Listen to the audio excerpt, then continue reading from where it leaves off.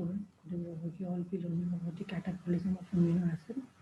So amino acid obtained from the dietary sources of body protein turnover are utilized for protein biosynthesis and production of wide range of nitrogen containing compounds.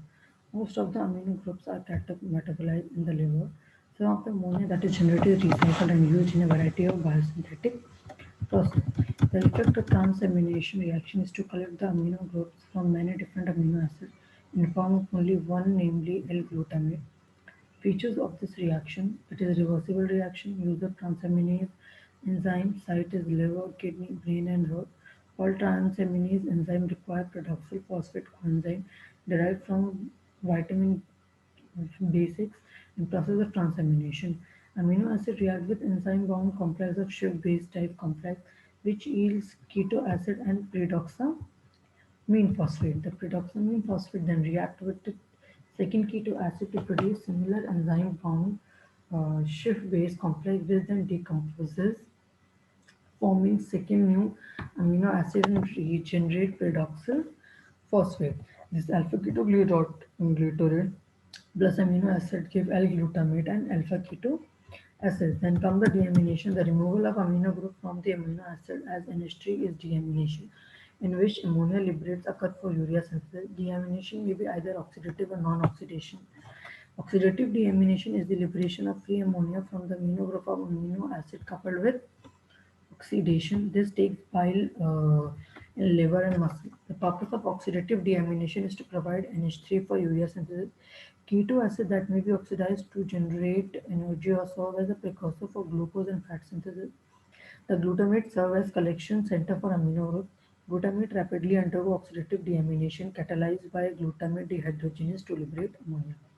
This enzyme is unique that it can utilize either NAD plus or NADP plus as coenzyme.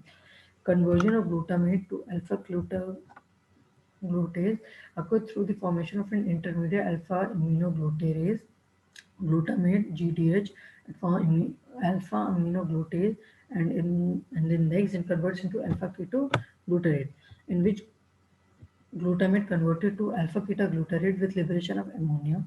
The alpha-ketoglutarate which enter the TCA cycle is TCA is urea cycle or the tricarboxylic acid cycle is liberate energy and comes in non-oxidative deamination.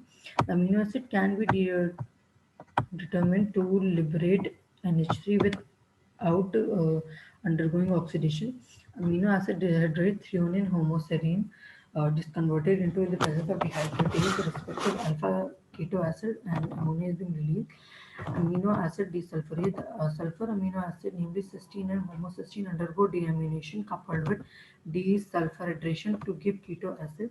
Cysteine, in the presence of desulfurase, form pyruvase, and in histidine, its presence of histidine is leucine. The transport and storage of ammonia. Despite a regular and constant production of ammonia from various tissue, but its concentration in the circulation is surprisingly low. This is because the efficient transport of ammonia and immediate utilization for urea synthesis. Transport of ammonia in the form of glutamine, alanine, and not as free ammonia. Alanine is important for ammonia transport from muscle to liver by glucose alanine cycle. Glutamine is storehouse of ammonia. Glutamine serves as a storage and transport from ammonia. Glutamine is freely diffusible in tissue and it can easily transported. Glutamine synthase is responsible for the synthesis of glutamine from glutamase and ammonia.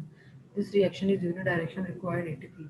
Glutamine can be deaminated by hydrolysis to release ammonia plus glutaminase, an enzyme mostly found in kidney and intestinal cell.